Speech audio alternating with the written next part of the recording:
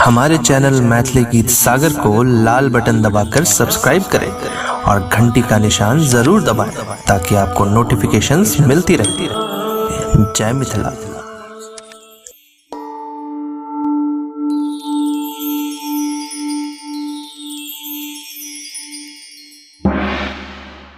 ए भोले बाबा सुतले रहबा, मोरे दुख हरबा कहिया।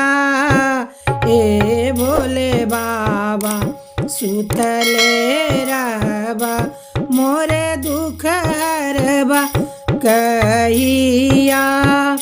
मोरे दुख हरबा कहिया ए बाबा, मोरे दुख हरबा कहिया ए बाबा, मोरे दुख हरबा कहिया। ए भोले बाबा सुतले रहबा, मोरे दुख हरबा कहिया।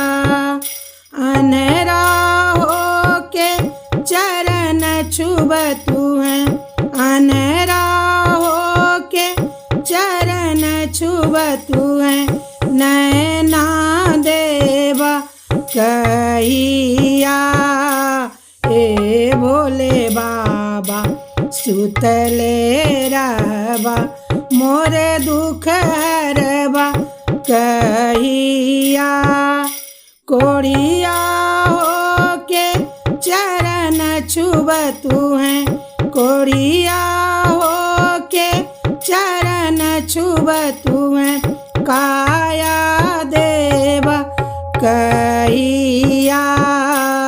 ए भोले बाबा सुतले रहबा, मोरे दुख हरबा कहिया।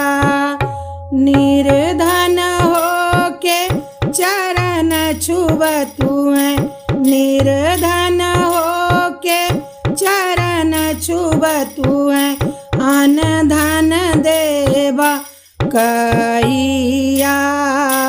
ए भोले बाबा सुतले रहबा, मोर दुख हरबा कहिया।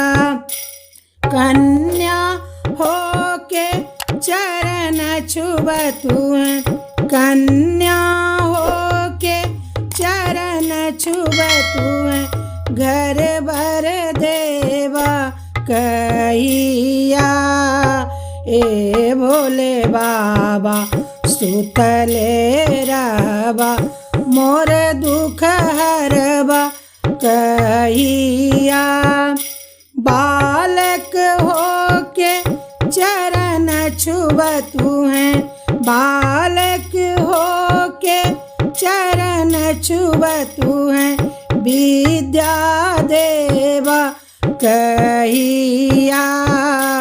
ए भोले बाबा सुतले रहबा, मोर दुख हरबा कहिया।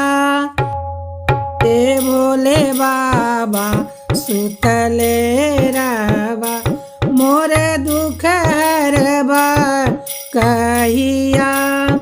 मोर दुख हरबा कहिया ए बाबा, मोर दुख हरबा कहिया ए बाबा, मोर दुख हरबा कहिया। ए भोले बाबा सुतले रहबा, मोर दुख हरबा कहिया।